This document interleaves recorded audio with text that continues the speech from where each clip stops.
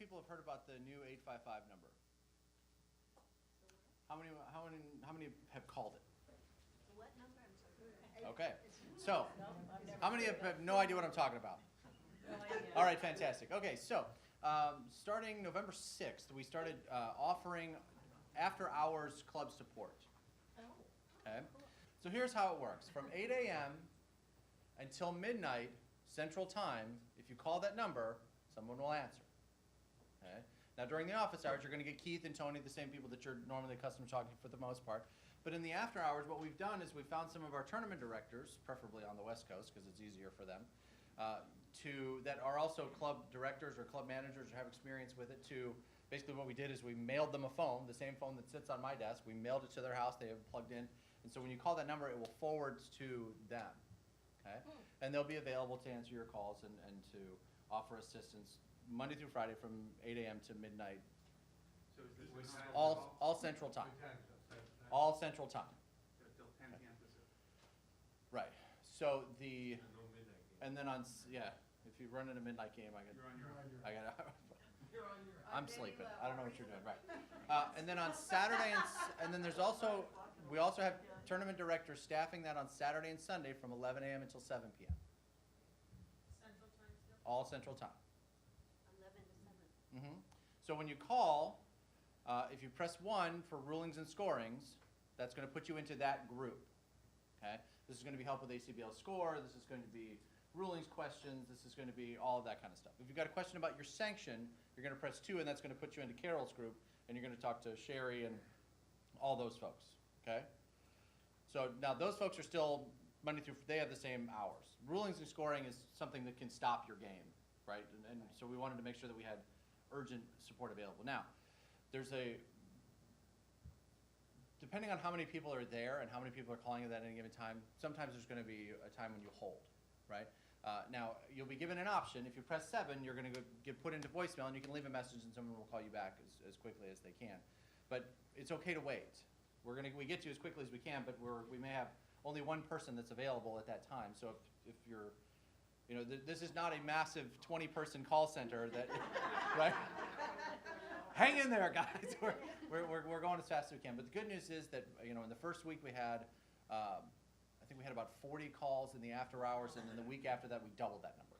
Wow. So people are learning about this, and I'm trying to talk to as many people as we can. We're trying to get it a better placement on the website so that the number's not so hard to find.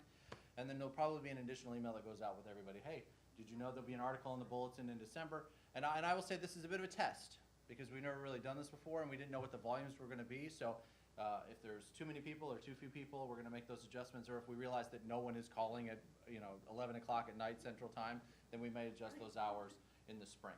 Yeah. Just heads up, when you call the other number that you used to call, it's totally different.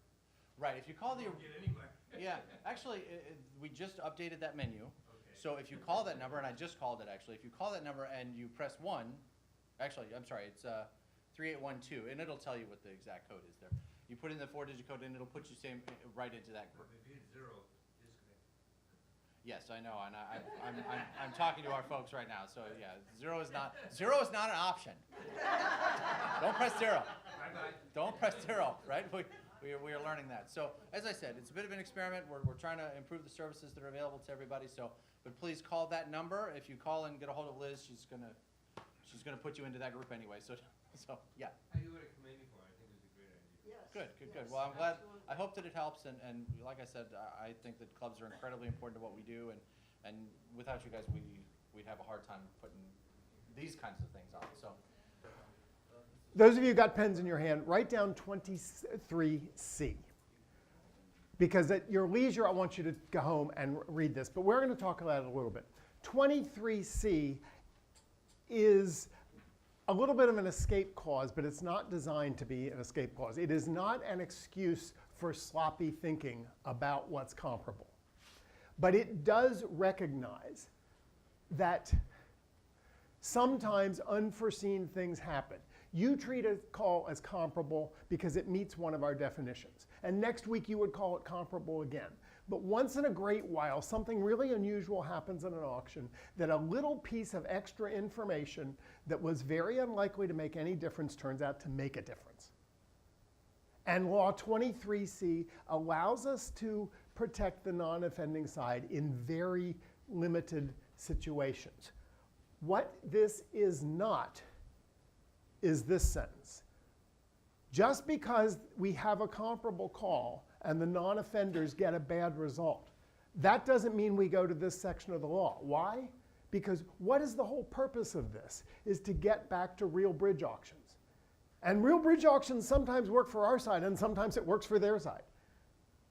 So just because they have a bad result, we don't do this. There has to be a link. And the way this is phrased is that if you have a situation that without that extra little bit of information, there would have been a different result and the non-offending side was damaged. You have to have all of that there for this to happen. Just the fact that they got a bad result isn't enough. Let me take a little simple example without going too far, and then I want to go on. My point is that it's there if something happens, but it's not an excuse for sloppy thinking. You remember the Jacoby auction with the difference between 9 trump and 10 trump? So suppose you have a hand where there's no infraction. They just have a Jacoby auction. And they work out that they're off a key card and they don't have the queen of trump. And knowing the shape of the hand, you can't be sure you don't have a slow loser somewhere else. Does this sound like a logical thing? So with all of that going, it means the slam's like 25% and you don't bid it. But because you know that there's 10 trump, there's one more card in some other suit they don't have. And maybe that slow loser isn't there. And now it's just a 50% slam, which we're supposed to bid. I'm suggesting that maybe we've gotten there this time because there was a piece of information, and without it, we wouldn't have considered slam. And we would have had a different result, and it did damage the opponents because nobody else is there. But you see how restricted that is. So I want you to understand that 23C is there, and I want you to understand that I hope you don't go there very often. Okay? And this is something that we will hone, we collectively, the organization and the Laws Commission, as we go through this. We're going to find out how often we go there. So you're saying that after the result, there could be, you could have to go back. Right. You shouldn't have to very often. The non-offenders will say, wait a minute. They may say, we just got a bad board. And you'll say, but the fact that we had the comparable call didn't make a difference. We got back to playing bridge, and this is what happens. But if they're able... You can tell them they still have to play bridge. Well, yeah, exactly. And we're not talking about defensive errors thing. We're just talking about if the extra information really made a difference. Yeah. So it's the non-offending side's duty and responsibility to identify that this occurred. Well, you can do it as a director too if you're being, if you don't have 3 other alligators in the swamp nipping at your heels. You can think about what's really happened here, and you can do it just from a learning point of view. But most of the time, when a player who knows this is going to exist is going to complain because they have a bad board, and you're going to find out that there wasn't really the link that we needed. Okay, so I don't want to spend more time on that other than to let you know that it's there quickly. What would you do in that case Oh. where they knew there were 10 trump and bid the slam? Well, it may be a situation, don't forget, that they bid the slam because it's 75% whether they have 9 trump or 10. In which case, there's no link. It made no difference. They were bidding the slam anyway, and if the rest of the field didn't, that's too bad. There has to be the link from that extra little bit of information that made a difference. I'm grabbing the wrong one. So we're going to do the one that works. All right, now, so you've been very patient. We've gone through, and I hope we have a good understanding of the definitions and how we get them. Now, the next set of laws are where these really come up. And what we want to learn is what happens when the call's comparable, what happens when it's not. So we're going to start with passes out of, and these are different rectifications from the old laws in some cases. So again, we're going to do the same thing. What happens, and then what the auction is, same format we did before. So East passes out of rotation, and it's right-hand opponent's turn to call. Starting with the simplest one. We back it up. Whether they bid or pass, you repeat the pass. This is not a change from the current law. Everybody comfortable with that one? Start with the easy ones. Now we pass at partner's turn to call. Now here, this is where we get to some things that are a little bit different. So step one, South is the one who passed out a turn. We're backing it up to North. What may North do? North may make any legal call. Now you're going to say, wait a minute, I thought unauthorized information doesn't apply. Unauthorized information doesn't apply if you rule it to be a comparable call. We haven't gotten to comparable call yet in this auction, right? So what do you say to North? You say, okay, we're going to start the auction. You get to do whatever any legal call you like, but put partner's pass out of mind. Now, how much information is there in pass? We're not going to have a lot of trouble with pass, but you still want to go there. When we have a bid out of turn, it will be more significant. We'll get to that. Okay, so North makes any legal call, and so does East. And now we're back to South. Remember, South passed out of rotation. So what may South do? South may choose a comparable call if he has one. With me? Yes. In which case, there's no rectification. So you see step by step how that worked? This is done at the table. This is Call South away. You haven't even called.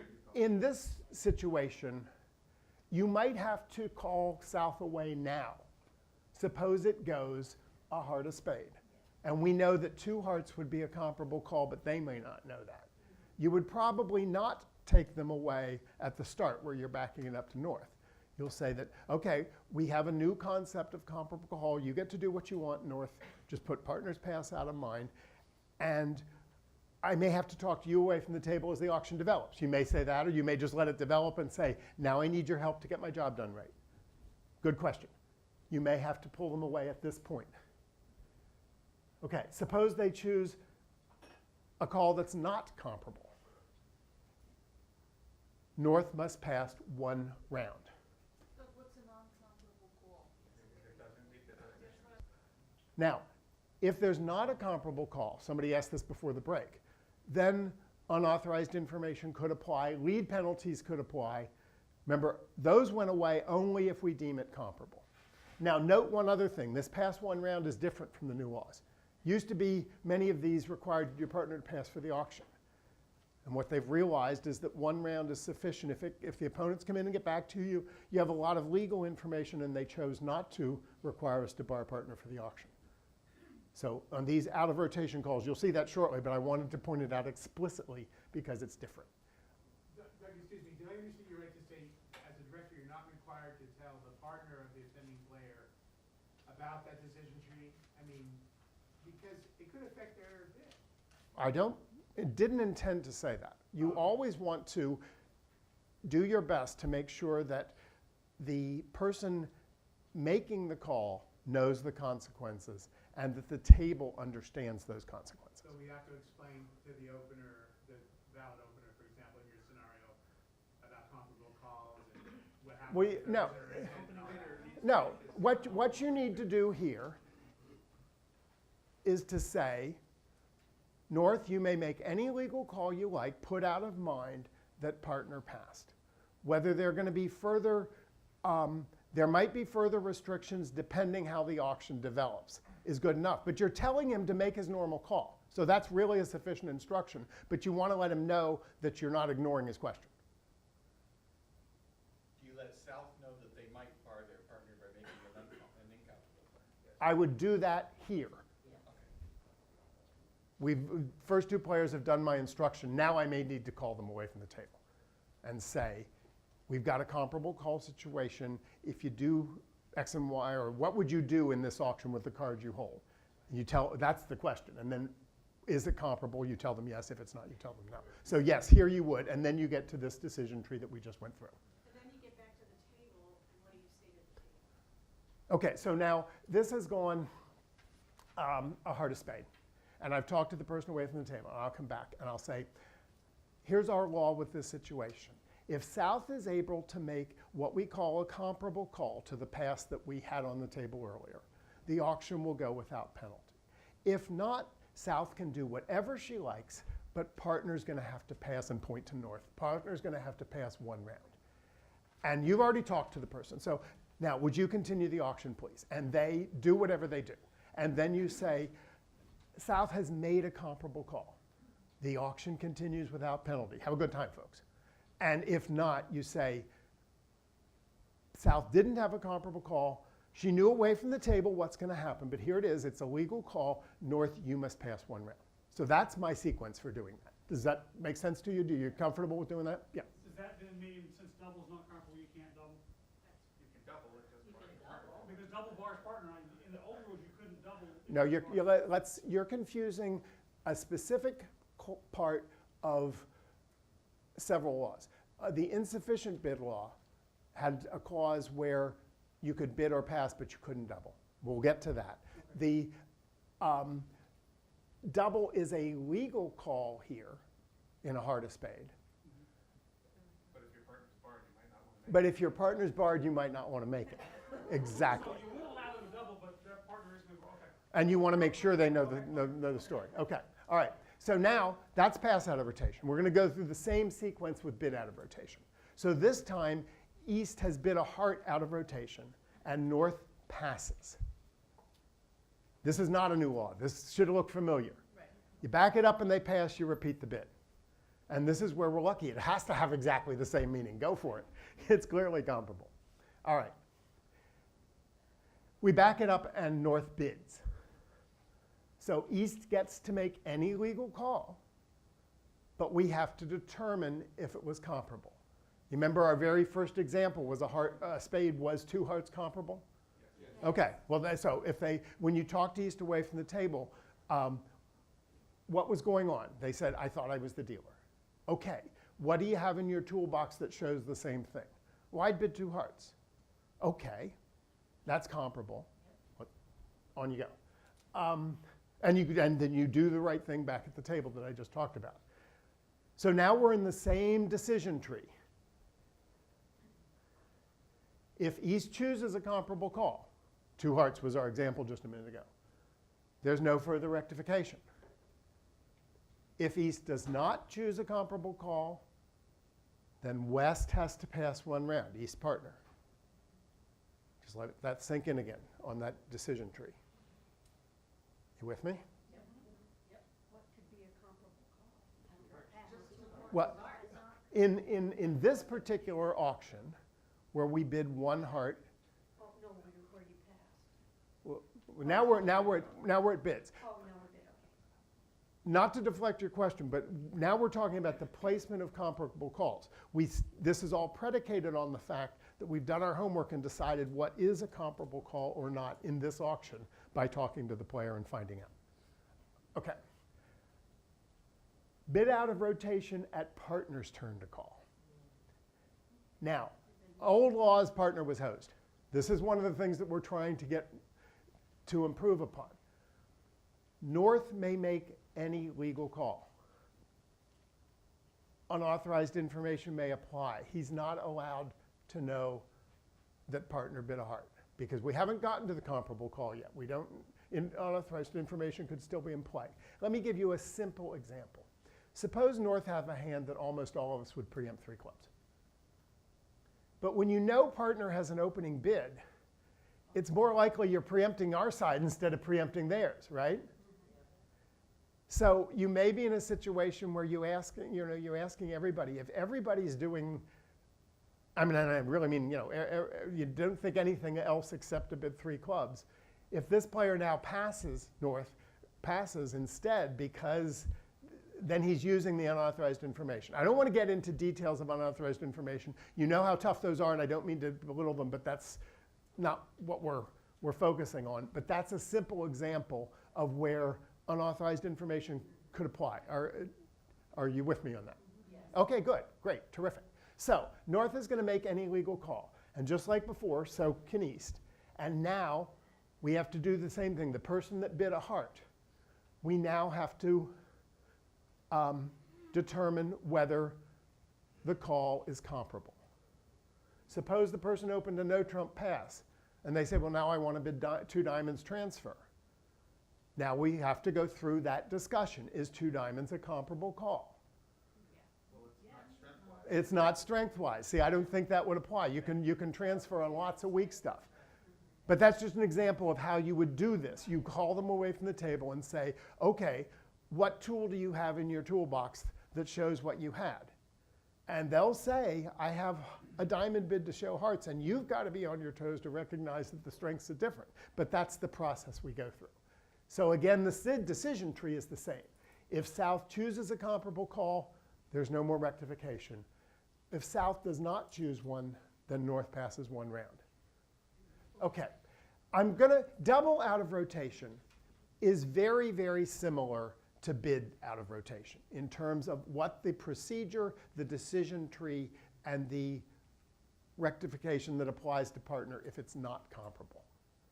And so therefore, I'm going to put that on your homework list because I want to get on to make sure that we cover some other laws here and not go through the specific examples on double out of rotation. You'll please read it at your convenience, but just as a general rubric, it is very similar to the things that apply for bids out of rotation. I want to mention one other thing with what we were talking about bids. Without realizing it, we actually described a situation where South opened at North's turn to call, where North had unrestricted choice of call, leaving aside unauthorized information, the first turn, but might be required to pass the second turn. We don't really have a similar structure in the old laws where that happens, where they get to do whatever they want now and not later. Yeah. And so I just introduced that to you so that you're aware that that can happen. It's a sort of world that we didn't live in before. Do you understand how that could happen? Yes. Okay. Do all the problems go away if the dealer accepts the bid out of rotation? Not necessarily the dealer, the next person. It's, yes, the next opponent after the infraction on all of these. It's a good reinforcement question. We started at the stop by saying that any of these bid out of rotation, pass out of rotation, insufficient bids may be accepted by the next player, and that's still true. And yes, it goes away. But all the problems, there can still be UI. Not if you condone the irregularity. Oh, no, really? Okay. Sorry. Okay. Because unauthorized information may sort it.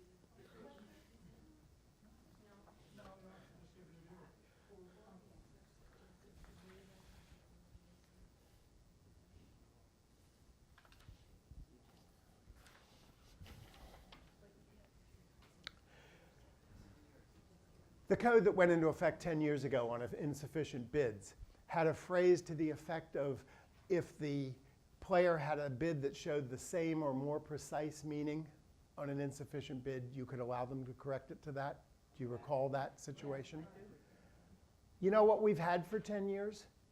In a less defined way, we've had comparable call in the insufficient bid ruling, just in concept.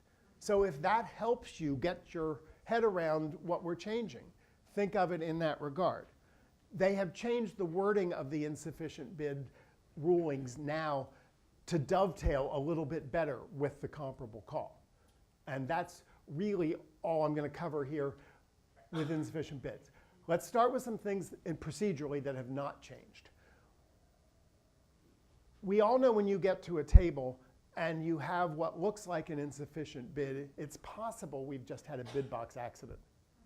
Okay, and it's not really an insufficient bid. We're going to talk about Law 25 in a few minutes because there were some changes on that. But part of what should always be in the back of your mind on an insufficient bid investigative steps are, is it really insufficient, or do we have a change of call situation? So that's always there. That hasn't changed.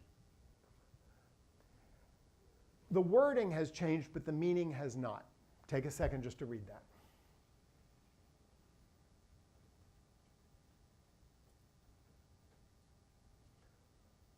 What this means is if you bid hearts naturally but insufficiently, 2 hearts, insufficient, natural, and 3 hearts is natural, and it is sufficient, and it's the cheapest change, you can do that. Old laws, new laws. The only thing they've changed is instead of saying a suit, they've said specified a denomination in case it's a conventional bid that means suit X, but the cheapest, you have a cheapest bid that also means suit Y. So don't get hung up on that. That basic thing is that if you bid a suit naturally but insufficiently, and you get to correct it with the cheapest bid of that suit, you can still do that. Okay, so that hasn't changed. What has changed is that if that simple suit correction doesn't apply, but you have a comparable call, then you can make the comparable call without a rectification. I'll give you a simple example of that one. 2 diamonds is natural by the opponent, and you don't see it, and you bid 2 clubs. And it's Stamen, okay? And by partnership agreement, 3 diamonds is Stamen. Not everybody plays that, but some people do. You on track? Would 3 diamonds be a comparable call? It asks the same question. So here's a situation where now the law makes this very specific on insufficient bids, is that you get to substitute 3 diamonds because it's a comparable call. So that is new, and it dovetails with what we're talking about. And now back to what hasn't changed. If you can't make a simple 2-heart, 3-heart correction, and you don't have a comparable call, then partner must pass, not partner, you must substitute a pass or a sufficient bid, and partner has to pass the rest of the auction. And that also should sound familiar. That has not changed. And this is the one where you can't change it to double. Remember, it says the substitute, do I have a pointer? No. Out of rotation is just barred for 1 round, but insufficient bid is barred for the Right. The changes in those various things out of rotation, when it's not comparable, partners barred for 1 round, when some of the time before they were barred for the auction. But the insufficient bid, if they can't do the simple change or the comparable call, then they do bar partner. The other thing that hasn't changed is that if an offender who's made an insufficient bid has corrected it before you get to the table, under the old laws and under the new laws, he's stuck with that. Now, he has the advantage under the new laws that if he chose a comparable call, you can let the auction proceed. But that one aspect of the law hasn't changed. Excuse me. Frequently in that situation, they want to correct it. They put it on the table. And I haven't had my option of accepting the insufficient call. Okay, this is not new, but it's a very good question. So let me cover it briefly. When you get there and they have prematurely corrected it, the option to accept still applies. And if they do accept, then the other call goes away, unauthorized information might apply. But otherwise, if they don't accept it, then the person who corrected it prematurely is stuck with the consequences. What if they claim it was a mechanical error? Well, that goes back to our first step. Remember, the first step in getting there is to decide whether we really have an insufficient bid. But her question at least led me to presume that we had covered that part. Okay. I just want to clarify just one more time. On the insufficient bid, a comparable bid is not made, and some other bid is made, that the partner is barred from the bidding for the entire auction. You are correct.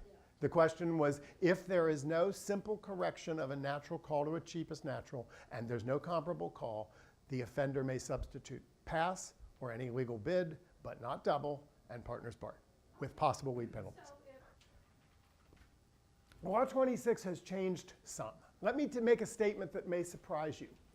Under the new laws, the only time you get to require a suit as declarer is for something like a penalty card or a lead out of turn. There are no situations from a call withdrawn in the auction where you now get to require a particular suit. Does that sound strange and different? You remember, you used to have situations where a call was withdrawn, and so declarer could require the partner to lead or prohibit the lead of the suit. Law 26 has changed.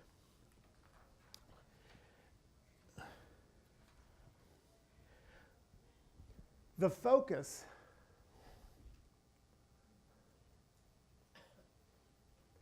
First is remember, and we've said this twice before, but I'm going to repeat it again under 26. If we have allowed a call to be a comparable call, there's no UI and no lead penalties. Remember? But there are situations where, for whatever reason, there's no comparable call. In that case, declarer may prohibit offender's partner from leading any one suit not specified in the legal auction. I promised I wouldn't read a slide, but there I did. I wrote a slide. The focus is not on the suit that was withdrawn. The focus is as following. Is there a withdrawn call that was not replaced by a comparable call? If yes, then we need to look at what suits the offender did either name or specify in the real auction. And once we determine those suit or suits, then we can give declarer the option to prohibit the lead of one of the others. One of the others. So you have an option that goes one. I'm going to have an example. Can I try that first? And then, I don't mean to cut you off, but I think the examples might help here. OK, so East bids a club out of rotation. When North opens a heart, you talk to him away from the table. He decides what he wants to do is bid a spade. OK? Not comparable, but he gets to do that. So what happens? His partner's required to pass, right? All right, so that ends the auction. So South is declaring, so West is on lead. And West is the partner of the person who didn't have a comparable call. Are you all set on the facts here? Yes. So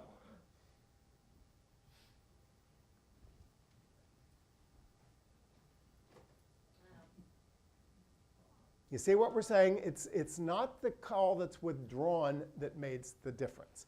We have a withdrawn call that was not replaced by a comparable call. So we need to focus on what he did say. He did say spades.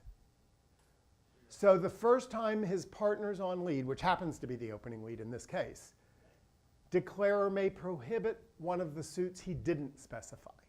Can't require any particular suit, but can prohibit one. This is different. It's not, when you think about it, I mean, there's a sense to it, but it is a different focus on how we get to the right answer. Okay, now, exactly. Now here's the example. Suppose just what I said happens. He chooses to bid a spade. So his partner's barred one round. And it bids no trump. But instead of passing it out, opening bidder bids 2 hearts. And now he chooses to bid 3 clubs. I'm not saying that he's going to have a hand that does this, but it's a good illustration. And South supports hearts. So now we're playing hearts from the North. So East is on dealer. East is on lead. He's the offender. He can lead what he wants. You accept that? Yes. So the first time that West is on lead during the defense, what options does declarer have?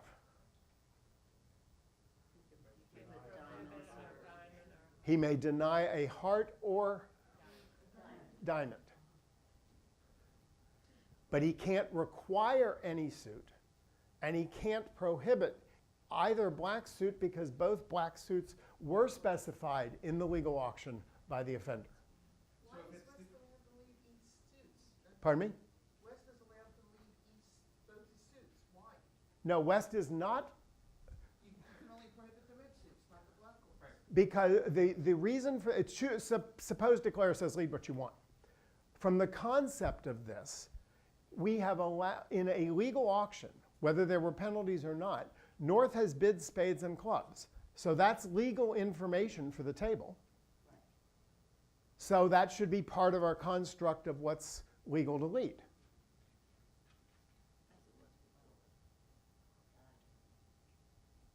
Make sense? Pardon me? Why can't we leave the heart because it's Trump and maybe they want. Well, if declarer says lead what you want, then they can lead. But declarer has the option to prohibit the lead of something else. In other words, what they're trying to do is I'm guessing from the thing, is that we still have an infraction here. They're trying to give declarer a little bit of opportunity to control what's happened here, but they're saying we can't prevent the offender from leading the suit that he legally is allowed to know partner has if he thinks it's right. Right. Yeah, that makes sense. I mean, declarer may be in a position here where the best thing for declarer is to prohibit a spade. But the guys bid spades naturally, so we can't take that information away from the table. And when declarer can't prohibit a spade, he may say, I don't, lead what you want, because it doesn't matter to declare which red suit he leads. And if you prohibit a heart, you can prohibit a heart as long as he holds. As long as he holds the lead, right? That aspect of it hasn't changed. And if it's the opening lead, you don't get to see dummy before you decide, right? All of that is true. So though the issue is, the biggest difference here in 26 is the focus is not the call that was withdrawn. The focus, let me repeat that again, is was there a comparable call, was there a withdrawn call that was not replaced by a comparable call?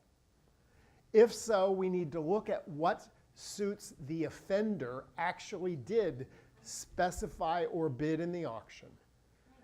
And then the declarer's choices are to prohibit partner from leading one of the other suits the first time they run. Okay.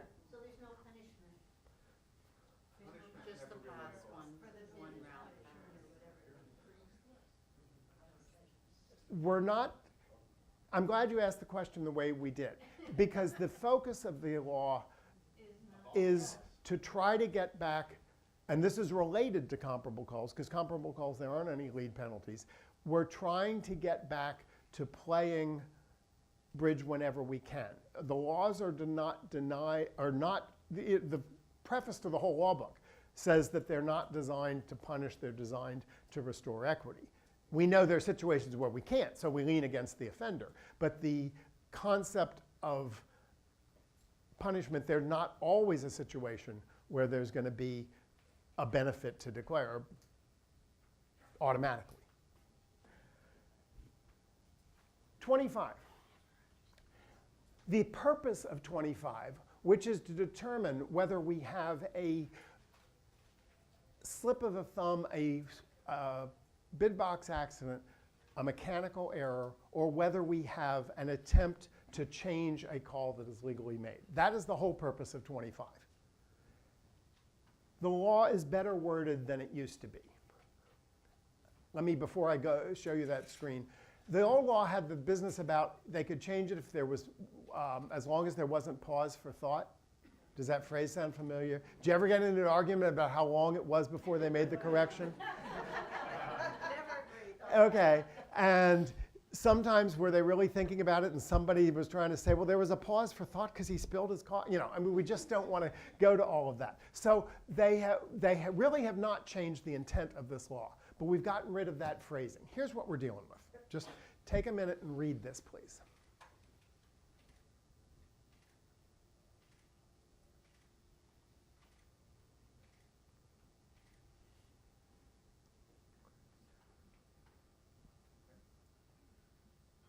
Intent is what we're trying to find out. And we're trying to find out the intent at the time that they committed the infraction. Now, let's go back just a second. When we get to a table where two spades is on the table and we sort of walk around the hand and we see a weak hand with a string of hearts, and they say, I pulled the wrong card, we're on their side. I mean, that's what the first part of 25 is about. But it's not always that clear.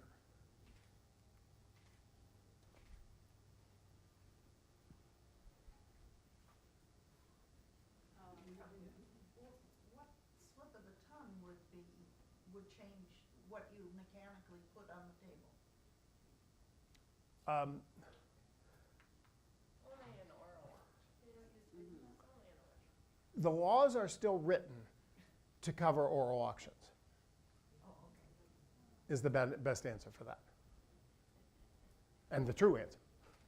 Right, he wasn't concentrating. So what's happened here is we've had an ordinary game try auction. He wants to decline the game try. And South, well, no, that's what's happened. South has made it, what is the auction here? The auction itself has asked South, do we want to contract for game and hearts or do we want to settle on a partial? That's the question in the auction. And South has made his choice. He wants to play a partial. Did he ever intend to play the Q bid? No. What did he intend to do? He intended to play a heart partial. He had a loss of concentration on how to convey his intent. How do you convey that intent? You bid 3 hearts. But this was a loss of concentration. This is not a mechanical error. Because and people have trouble with this, because it is absolutely true that I never intended to play my cupid. But my intent was not expressed because I lost concentration. These are not easy, but what I'm telling you is that the pause for thought that got us so much into trouble derailed us from talking about intent. So when we got that out of there and we have this to focus on, this will help you do it. If you're the player and you realize you've made a mechanical error, is the first thing out of your mouth director, please, or is it I pulled the wrong card, or what do you say? As a player, I don't mean to belittle your question, because we can't control what the players are going to say. When I'm a player, what is the appropriate thing for me to say if I realize I made a mechanical error? Stop, director. Okay. I mean, that works. You can say to the table, I pulled the wrong card. If any of them are uncomfortable, they're going to say director. Yeah. Also, correct me if I'm wrong, if I notice that my partner pulled the 3 diamonds, knowing full well that they meant to pull the 3 hearts, because I don't have a clue what the 3 diamonds means. If I hesitate for a long time and not bid, and partner recognizes now that they've done their 3 diamond bid in error, can that? Well, I think you're confusing here, because you're the one that made the 3 diamonds. But what I hear you asking is, when you think partner may have had a slip of the thumb, can you sort of hold the proceedings to give partner an extra chance to recognize it? Yes. That is yes. The situation there is where we've had an auction that's gone 1 heart, 2 hearts, 4 spades, and you have a pretty sure indication they wanted to bid 4 hearts. Right. That's what you're describing. What's going to happen in real life is you're going to be confused for a minute what's going on, and partner may work it out by themselves. You can't let this go indefinitely. Well, right. But if we do have indeed a mechanical error, it doesn't matter how we find out about it as long as partner hasn't called. For instance, you intend to bid 2 hearts opening week 2, and you bid 2 diamonds and partner says alert because you're playing Flannery. It's true that that's what's woken you up, but it's also true that there was never any intent to bid 2 diamonds, right? Right. So we do have a mechanical error, and the fact that the alert procedure is what woke you up doesn't matter. It's still, partner hasn't called yet, so we still have, we are in time to correct it. And that hasn't changed. That's new, not new. No, no. Our point here is that this is not a mechanical error. They were intending to play a partial rather than play a game. That was the question in the mind. And they lost concentration on how to express that. Yeah, but it has to stand, right? Yes. Okay. Yeah. There was so much discussion of. Okay, well, I'm glad you. I'm glad that we got this full circle. The illustration here is that this one is not a mechanical error. How we doing? Okay, we're okay. There was a change about, I don't know, 18 to 24 months ago about how we assign adjusted scores under 12C. This was an option that the way the ACBL games ran were different than the ones in Europe, and we finally got on track with the rest of the world. There have been some minor changes in wording. This gets complicated. I could do a whole lecture on it, but I want you to be aware of the general obligations under when you adjust a score. We're talking about adjusting a score because there's been usually a misexplanation or potentially a hesitation or other tempo problem that has caused unauthorized information. And you've done your homework, and this, like I said, is a whole thing, but your job is to determine whether there was an infraction that caused unauthorized information. Did the partner have logical alternatives that could have been suggested by the unauthorized information? Do these terms sound familiar? They're not easy, but they should sound familiar to you as part of your process.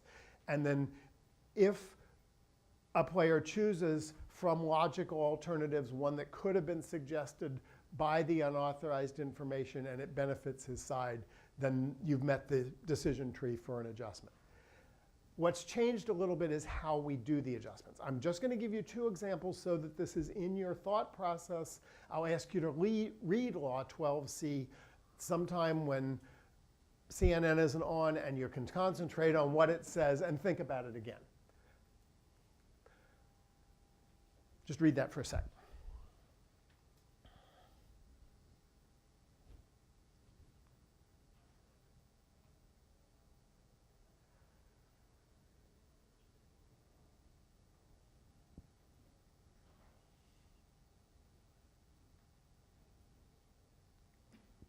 So are you with me on the situation? We're in 3-no trump because the opponents just inadvertently but clearly told us something wrong. All right? And the concept of polling, I know you've heard the term. It's something that you should take advantage of in your club. Not only do you need to know some specific information, you guys are better players than many of your club players, but sometimes they give you things you haven't thought of. So polling is a really good idea. It's not, when I started, nobody ever taught me that. We learned it along the way. Now we use it all the time. It is always something you should consider. In this case, you've polled the players, and if they get the right information, they're all getting the 6 diamonds. The setup that we're doing, just accepting this, is that it's a 50-50 slam. That's the point I'm trying to make.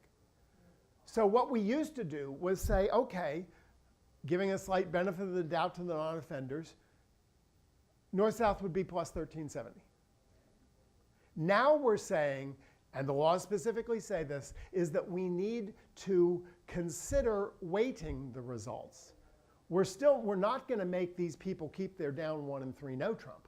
There was damage and they are deserving of some rectification, but we're saying that the rectification should represent, in certain situations, a weighted average of what might happen. So for instance, when it's 50-50, we usually benefit the non-offenders a little bit. So we might give them credit for making the slam 60% of the time. So I'm not going to go through all the math, but essentially what happens here is that you look on the board, look at the board, and you're playing a 12 top. So plus 1370 is a 9.5. Sound about right? Minus 100 is about a 4. So they get 60% of the match points for the 9.5 and 40% for the other. So they're going to end up with a score a little bit above average. But that's all they were intended ever. If there wasn't the infraction, some of the time they would have made it and some of the time they wouldn't. We're still giving them help. We're not making them keep minus 100. But we're weighting the average among choices that might have happened had no infraction occurred, rather than necessarily giving them the bonanza of 1370. That's the principle behind it. That's a change. What it was since 2007 was that national bridge organizations like the ACBL could choose to do this, which is what Europe did, or they could choose to say that you get the best score that is reasonably likely without considering the others. And that's the choice ACBL did. And they changed that about 18 months ago. They went to if you read the old laws, there was an actual choice for a bridge organization. Let's get away from that because the laws got away with the other choice. Now you have to do your job correctly, you have to consider weighting the scores. I just want you to be aware of this. Your most important job you already did. You determined whether there was unauthorized information. Did it matter? Were there logical alternatives? Those are the tough parts. If you get all of those right and miss a little bit on this, I'm still on your side. But you shouldn't ignore this because it is now part of our job to consider whether weighted scores are appropriate. I want to go to one other. Before you do that, okay, in this particular case, if you say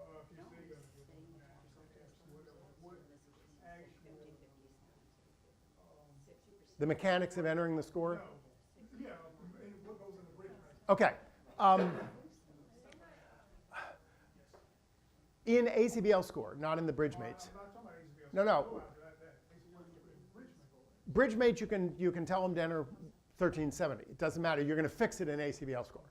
There is a command. I don't want to get into the details of this, but when under special scores in ACBL score, which is what you use like if you're giving a double average plus or something, S, and then you hit M for match point, and you can actually enter the number of match points you're giving them. Will they Yeah. change the match points other people get on board? The other people are again on. It depends whether there's well, yes, it will by a slight bit, but that's what you do. I don't want to get deep in the weeds on that. But you're not giving 50% on this, are you? I mean, No, I'm going to figure it out. If 60% of 9.5 in this means they were going to get 7.5 on the board, then I'd enter 7.5. Yeah. Why would the answer be you give them an average plus with bridge mate rather than What you do in bridge mates, because you're going to fix it in ACBL score, is, I mean, I know it's going to show up on the ACBL live stuff, but the important thing is getting it right in ACBL score. So it would be 1370 rather than average plus? It would not be average plus. You don't want to go there. It would be 1370. You could do 1370. You could, depending what you. I'm a little bit not on firm ground because that has changed a little bit since I stopped for directing. But the point is, you can determine your weighted average and enter that in ACBL score. I wanted you to understand the concept that it can exist. Now here's the second one. Read this one, please.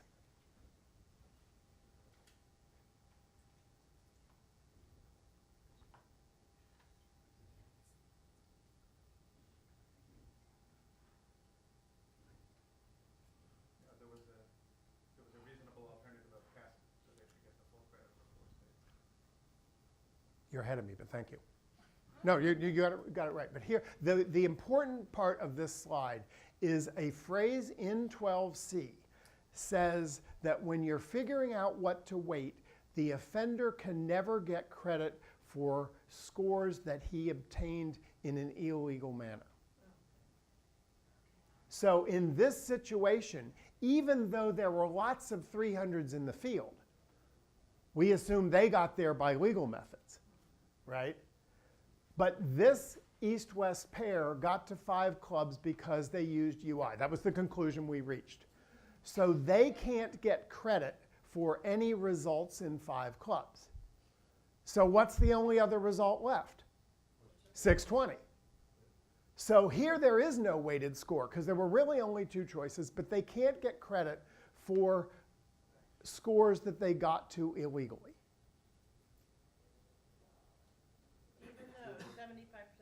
Even though, and the law is really, and this was policy before this change of law, and they put it right in the law where it belongs. And it makes sense. On the previous example, we were trying to protect the people that got the wrong information, but protect them with the fact that they weren't entitled to a bonanza, they were entitled to help. Here, we're looking at it from the point of view of the offender. He's not entitled to get credit for something he got to by using UI. Well, I just mentioned that point.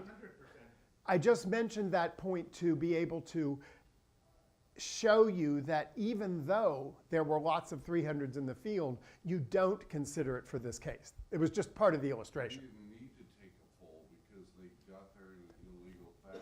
Precisely.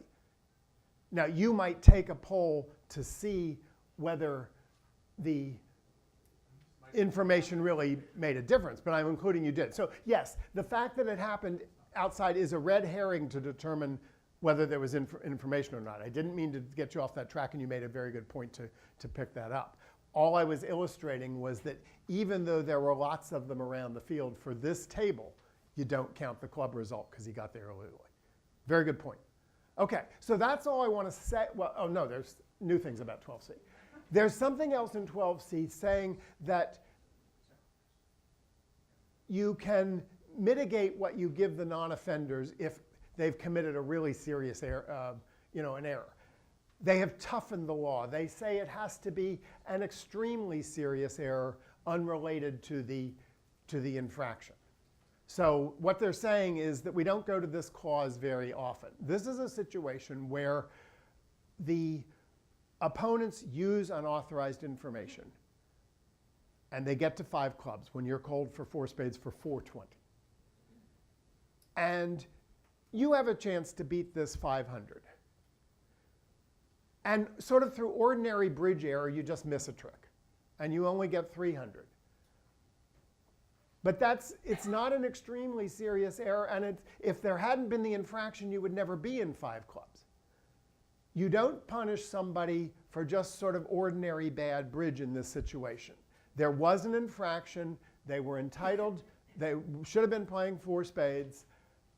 They didn't play great bridge, but they shouldn't have been in that position. They're still entitled to, no, they're not entitled to 500 till they didn't get it, but you might go back and award them the 420. You don't invoke this unless it's really pretty serious and completely, it's not only you misdefended. I mean, you sat there above dummy and you pitched winners and kept losers. I mean, you can figure out situations, but you should not lean to do this often. Do you have an example? Well, yeah, the one the basic thing where people went wrong was that, and this was true under the old law too, is that we held the players to too high a standard when they were the non-offending side. Ordinary, for instance, you're defending 5 clubs on the example I just gave. And you may have to decide at trick 3 your line of play, one of which leads to 300, one that leads to 500. It's not really a gross error to get that wrong most of the time. That's the sort of situation for which we should not invoke this clause. So just keep in mind when bridge directors will call this, especially tournament directors, call this ruling two-way bad. The offenders still get their bad score because they committed the infraction, but the other side doesn't get help because they didn't play bridge. We have to be real careful about how we define they didn't play bridge. They weren't supposed to be in that position. And then the last thing, this last sentence is completely separate from the others, but it's a question about these weighted adjustments. They only apply to unauthorized information situations like we've been discussing. If you have a revoke ruling where clearly one trick is not getting them back to equity, and you have to figure out what would happen, and there's a 50-50 guess, you don't weight that. You give the non-offender. So all I'm saying is that weighted doesn't apply to revokes. So 12C is something you need to read and think about, but you're all enthusiastic people here because you want to get these inferences, and I trust when you read these you'll get some more understanding and some more questions, and hit up your local tournament directors at your regional with your questions. Follow up on it. So I did happen to mention revoke, so we're going to go into this. The revoke quickly, because then we're done. Although there are always more laws to discuss, but we're done with the ones that I have.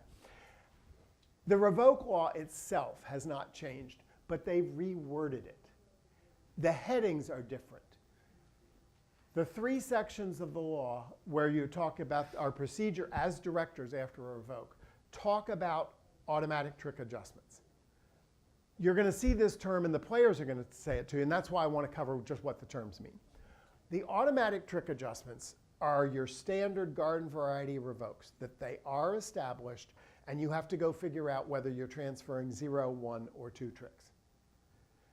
It doesn't mean if a standard variety revoke has changed that. If you don't win the trick of the infraction and don't win anything else, as I like to phrase it at the table, you can't take away what they already had in the bank. But so the determining 0, 1, or 2 has not changed. It just refers to those as automatic because you find out, was there a revoke? Which player won the trick? Did the side win any more tricks? 0, 1, or 2. It's just automatic. If you have any questions about how that works in specific situations, talk with me after, talk to a director sometime, because we want you to get those right because they come up all the time. What's in B? No automatic trick adjustment. Here we're describing revokes that there's not automatically 0, 1, or 2. What are those? Situations like revoke at trick 12. Situations like a revoke that we don't discover till we've been bidding the new hand. Situations like a revoke from dummy. Those are not automatic, and those haven't changed. These are the same as they were in the revoke, but they've just called them now not automatic. The third part of the revoke law talks about redressive damage. I want to emphasize something that hasn't changed. The offenders don't get help because the revoke never would have mattered. If the offenders revoke and there's still a one-trick penalty, they get a one-trick penalty, even if it wouldn't have mattered, because it's automatic. Does that follow? But the third thing can help the non-offenders if the automatics or the fact that there's no automatic don't get the non-offenders back to equity, then the third phrase is what authorizes us to do that. So just two quick examples, and then we're done. The typical example under the automatic where it's not enough is where you're playing trump and the opponents fail to follow. They revoke in trump. And you pull trump as much as you can, and you get to dummy with your side suit, and you start running it, and they rough in, and they knock you off of 4 more tricks that you can never get back to. That's the classic example of where one trick doesn't get you back to equity. So this section lets you redress the damage. The garden variety one for the no other trick is suppose that dummy comes down and the real dummy has 3 clubs, small clubs, but one of them's hidden with the spades. And so the defenders cash 2 clubs and then switch.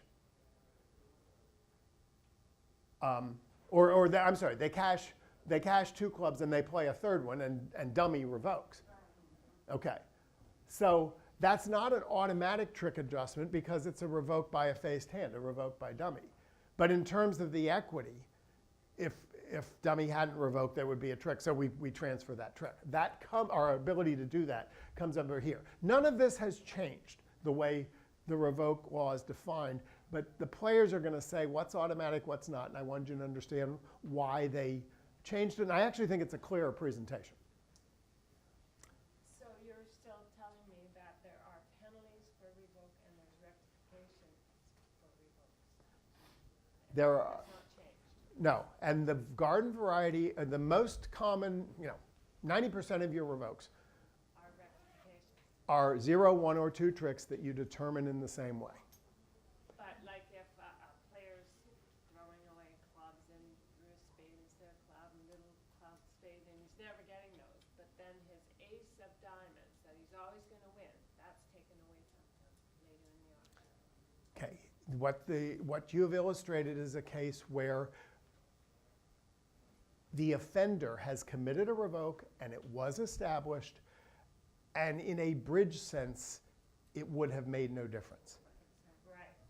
But for the offender, if the conditions of automatic have been met, which it sounds like they have, he failed to follow when he was running, and then he later failed them, and it's established, he didn't take the trick of the revoke as that player, the dummy took it. But they did win tricks later, there's a 1 trick. That's automatic, and we don't get into redressive damage because redressive damage refers to the non-offenders. So does that answer your question? Yeah. And There's true rectification and then there's a true penalty. there are people who argue, and there's a subset of the Laws Commission for years that have argued that all revokes should be equity restorations. But that's not the way our law is written. If it were, then what you're describing would apply. But that's not what happens. The redress comes to only the ones to the non-offender not getting back to equity. I always say you didn't lose your ace of diamonds, you lost a trick. That you Because of the revoke. should have always had. That is a way to explain it, is that but her point is still there. You're making me, lose one of my winners. But you're correct in a way of explaining it. I'm not sure it'll make them any happier, but it's a good choice of words. Okay. You've been a terrific audience. Thank you. You've asked good questions, and we've covered most of what I intended to. As I said at the beginning, I've not covered all of the changes in the law. I do recommend, I know it's holidays coming up. Do it in January, but sit down and read the law book cover to cover. You'll get associations. You'll also get questions, and talk to tournament directors at regionals. to ask your questions, email the office. You know, we're here to help you get it right.